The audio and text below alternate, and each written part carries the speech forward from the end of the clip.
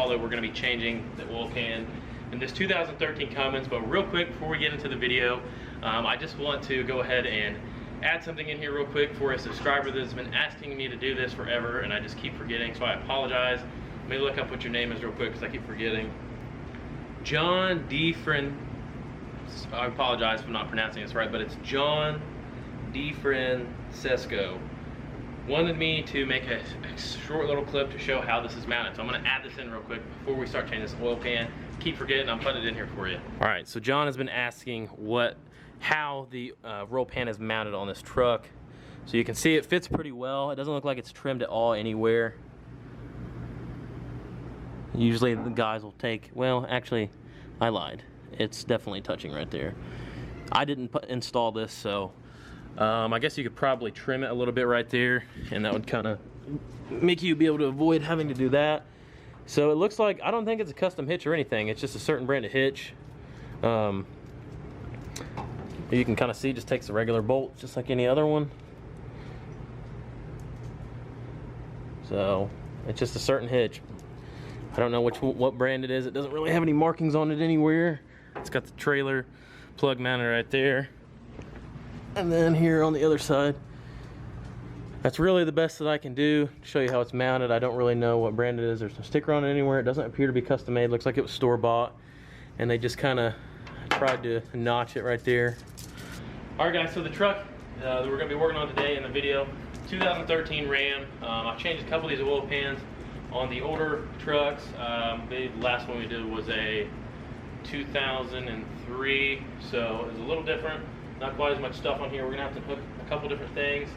I would say this is probably, like on a scale of 1 to 5, how hard this is gonna be to do. It's probably gonna be like a 3 job, realistically. So just kind of be aware what you're getting into. But basically, I'm going to unhook the batteries. I may remove them, air box, drain the coolant out of it, unhook both radiator hoses from the radiator, probably take the upper valve cover off, unplug some wiring, and motor mount bolts, and then drain the oil, obviously.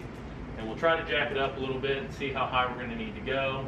And yeah, I mean, we're going to have to get the coolant out of it because the radiators are going to stay with the truck. The motor is going to go up. We're also going to have to watch the fan. I don't know if I'm going to have to take the fan off yet, but I know we are going to have to take the shroud off. And then hopefully the shroud can just kind of hang there, and it'll go up with the engine. You need to have 2 people when you do this, so you can just slowly watch everything while you're lifting the motor up with the cherry picker. It's behind the camera, you guys can't see it. And we will be able to actually lift this motor up, get it high enough where it'll get over the cross member and pull it out. So I'm gonna go ahead and start taking this thing apart. Hope you guys enjoy.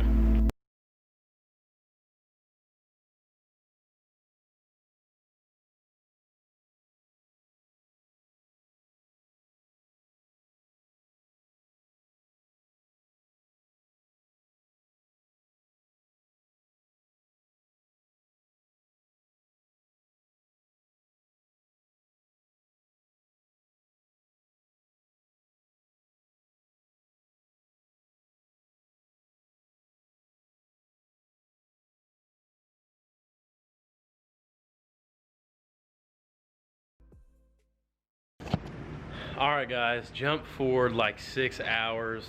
Last time I talked, it was about 6 p.m. and it is midnight now. We fought and fought and fought that thing, and it just wasn't gonna work out for a video.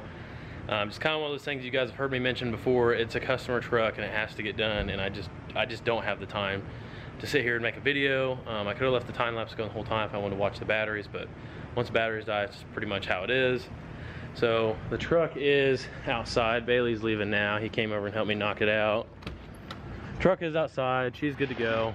She will be going home tomorrow, but this truck was extremely rusty. It's only got 100,000 miles on it, and underneath it was just an absolute shit show, to be honest with you guys. This thing, and this is not even the first oil pan that's ever been on the truck. It's for sure had another, this is for sure an aftermarket oil pan. We could see grinding marks, and it had silicone on it where someone's changed it before. I think it was just a plow truck. Somehow they were able to keep the body clean, but I'll just show you guys. Look at this oil pan. 100,000 miles, and this isn't even the original one. So that we don't think. Look at this. I mean, I could probably, it was to the point where it was starting to leak a little bit. Well, that didn't work how I wanted it to. But you guys get the point. This thing is in horrible shape. Alright guys, it is now the next day. We did have some parts come in for the wood splitter, or the wood chipper. Got us some gaskets here so we can change our thermostat. Basically just had to buy a whole gasket set, but this was only like, I don't know, I think it was under $100 for this set. And then I have the lower gasket set, which isn't here yet, coming. And I'm making a tool right now for this clutch. You guys watched the last video. This clutch disc is broke, so we have to change the whole clutch assembly. I'm making a tool right now, so I got one. My harmonic bouncer puller will not fit on this. You can see how big it is, what I need to make here. So I have this piece of C channel here, and I drilled one hole. I've located it, so basically what I'm gonna do to be able to know where to drill my other hole, if I can take this thing out real quick, I'll show you guys without making a huge mess. We'll take this, stick it in here, get that started, and we'll take this one,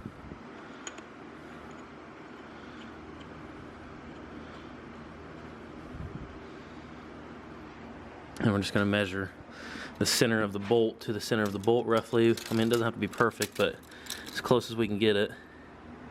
We'll measure that, and then we'll transfer that to this piece, drill a hole in it, and then we'll drill a center hole for the middle.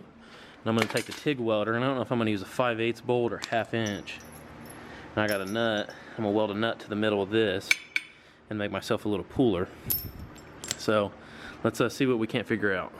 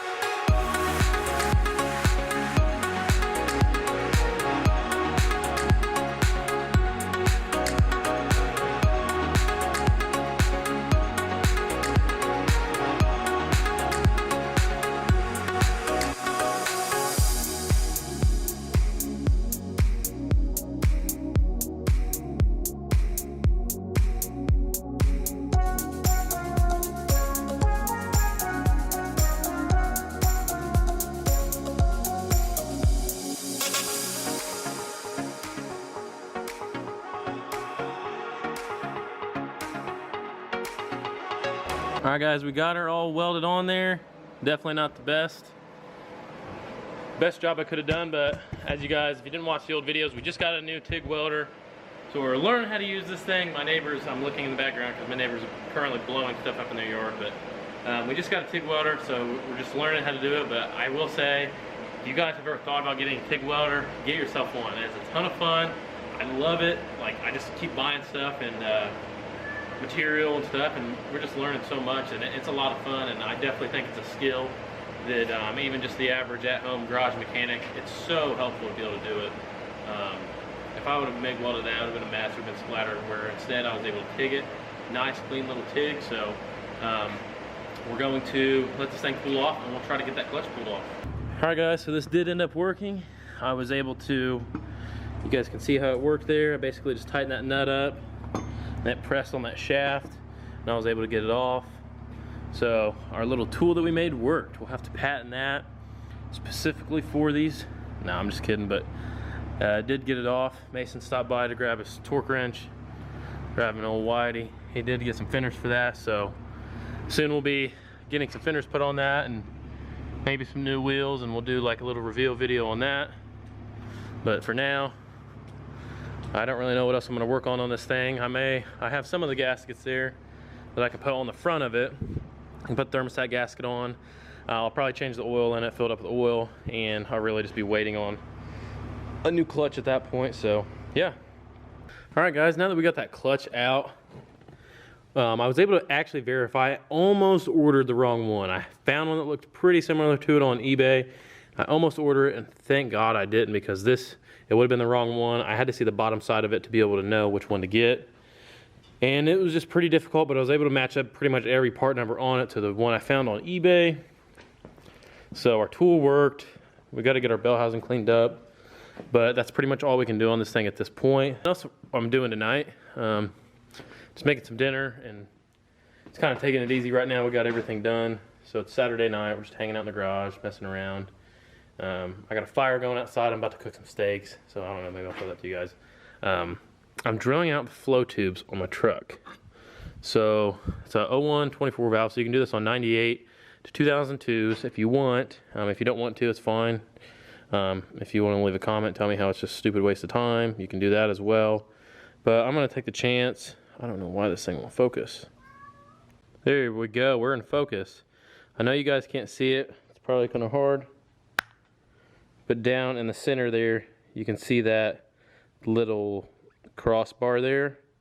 So if you want to drill your flow tubes, this is how you drill them out to 093. Well, I'm only going to be able to do part of it here, but you'll get the idea. The first thing you need to do is you need to drill that little filter out. Kitty, please just leave us alone. We're just trying to make YouTube videos. You just always got to complain. Anyways, so we got to drill the filter out first. We've already done it on these 5 flow tubes. You need to drill the filter out. You need let me see what size it is. It is a 5/32. So basically what I got here, I'll stick this thing in a vise. So basically what we got here is we stick this thing in a vise like this. You don't want to tighten it too tight. Just barely get it snug. And then you're going to want to take some type of lubricant and just fill that hole up real quick. Fill it up like that. Set your drill on low speed and just start drilling.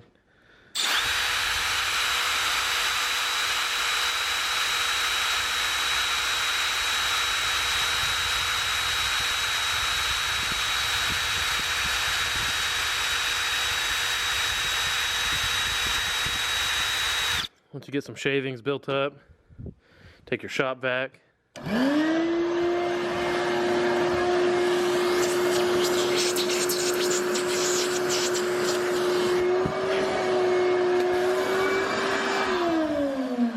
I'm actually going to sit you guys down for this so I can have a good feel at it.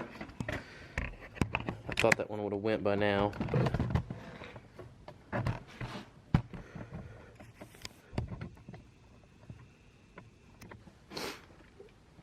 and whenever it goes, like, you'll feel it drop down.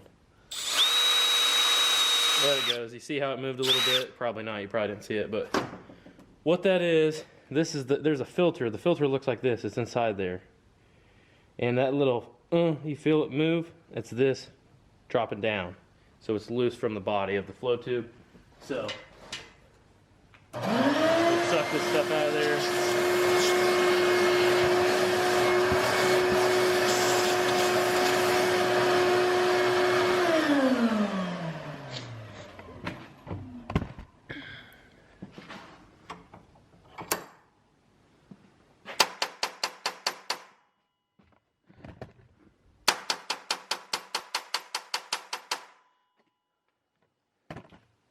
Okay, if it doesn't go the first time, it's still stuck in there.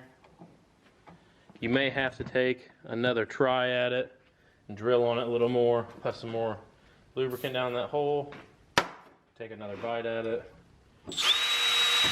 Oh, it moved on me. Okay, now we've done that. Now let's see if this thing will come out of here. There it goes, it came right out. So it's pretty much like that on every single time that I try it. I drill down once, clean it out, tap it, drill down a little bit more, and then it comes out. The next step that I unfortunately will not be able to do right at this second is going to be to take let me think what size it is real quick. It's a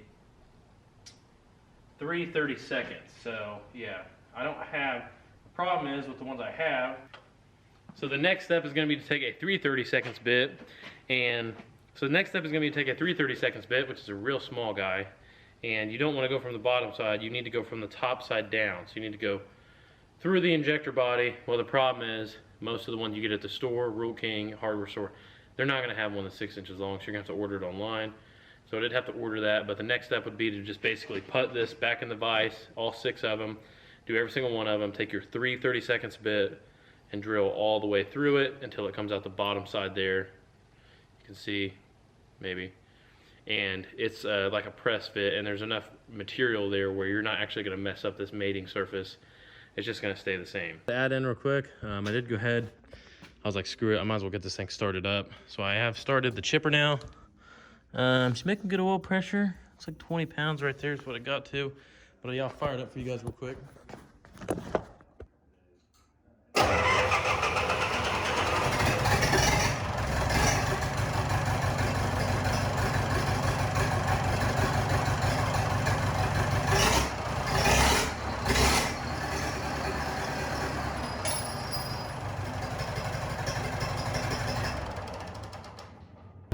All right, guys, we just pulled up out here to Bailey's. It's now Sunday. We're about to hop in his truck and go get some tools, but we did find out a little bit more on this 6.4. So in the last video when we picked this thing up, we were talking about maybe thinking that it needed an oil cooler, but we're thinking maybe that this thing just needs some thermostats. Basically, so when the oil temperature and the coolant temperature get over, I think it's like 15 degrees apart, the ECM will put the truck into a limp mode, and that's exactly what was happening. Well, we thought that the oil temperature was getting too high. It's actually the coolant temperature getting too low. So we may just be able to put thermostats in this thing and it'd be good to go. But we don't have a clutch fan tool. I usually just use an air hammer with a chisel and I can knock them loose on Cummins, but on these, I'm gonna have to go get a actual serpentine or an actual clutch fan removal tool from Harbor Freight. I just have never bought one. Bailey doesn't have one. We need to go get one. All right, guys, we just left the old O'Reilly's. Got us some thermostats. Takes 2 thermostats and got the coolant and a radiator flush kit. But unfortunately now we have to go like an hour away, roughly, probably, to the closest Harbor Freight. We don't have a Harbor Freight here. So we gotta go to a Harbor Freight to get a clutch fan tool that has an air hammer attachment on it. So I don't really know how much work we're gonna get to do on it today. We have a dinner to go to around 1 o'clock. It's already 10:30, so if anything, we'll be working on it later tonight. But yeah, you guys get the point. So we're gonna try to flush the radiator in it and change the thermostats and just run into Kroger and get some distilled water. That's fine, we can do that. I don't really know where else we would stop. Bailey's enjoying his burrito. Water is secured. 10 gallons of distilled water. Now we're headed to Harbor Freight.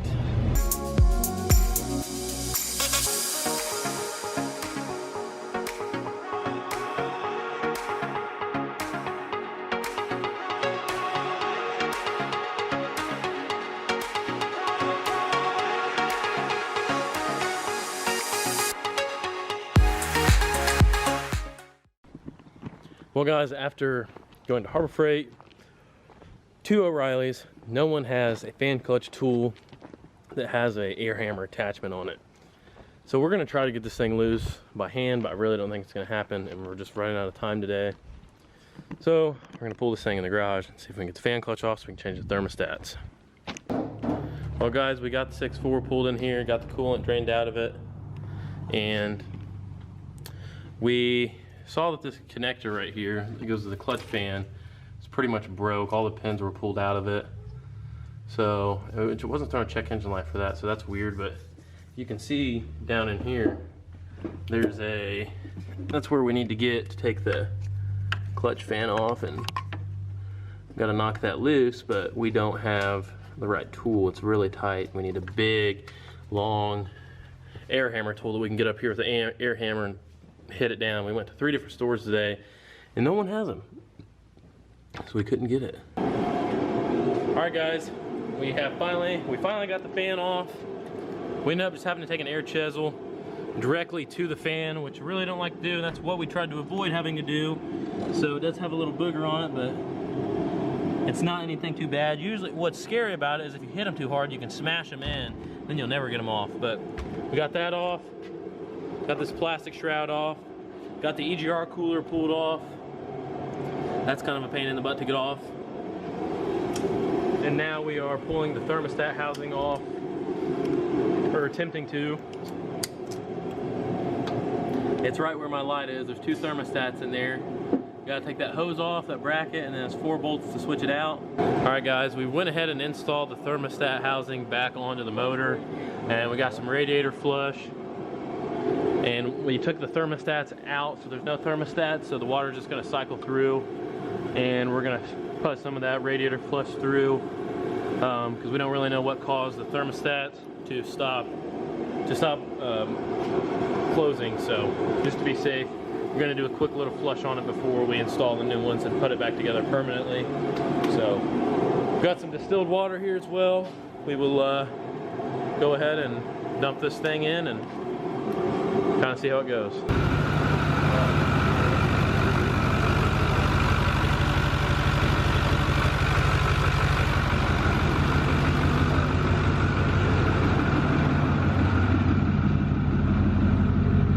These things sound so cool. They're so quiet with the compounds.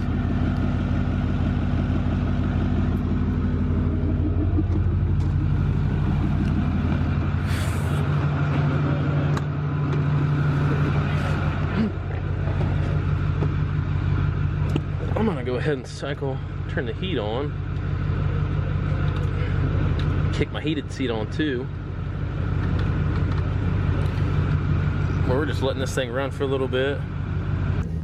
Alright guys, me and Bailey are out driving the truck right now, and we got a little gauge thing here, and we can see the coolant temperature and the oil temperature, and they're staying pretty steady now. Before it was jumping around, but Bailey said it took a while for him driving it to get it to jump around a lot. So we're going to take it back to the house and top it off with coolant and probably let it run for a little bit and then take it on another drive. But truck drives pretty good. Yeah, we just really want those need to stay the same is the main concern. We don't want the coolant, before the coolant was dropping off when the thermostat was sticking open, but I think it's good now. Well guys, we are just sitting here letting her run. We haven't got the problem to appear again, which like I said, it was going into like a low power mode because the engine oil temperature, coolant temperature were getting too far apart because the thermostats were sticking open. But new thermostats flushed it out and she is staying steady. We are letting her run real quick. We don't have the fan on her right now, and we're just letting her run. And she sounds, let me tell you guys, this thing sounds really good. So we're gonna let it run here for a little bit. You can see engine oil and coolant, so it'll focus. No check engine light, everything looks good. So we're gonna let it run for probably like 25 minutes, make sure it doesn't get out of whack or anything. We've already drove it probably 10 miles, and then we're gonna pull it in and start cleaning it up.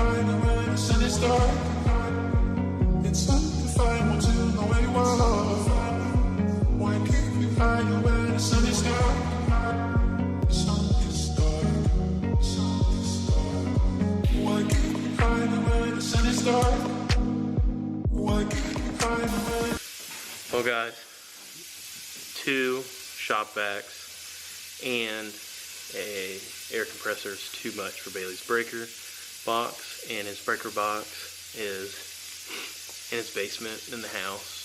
So he's currently going to the basement to turn the lights back on. Sunny story.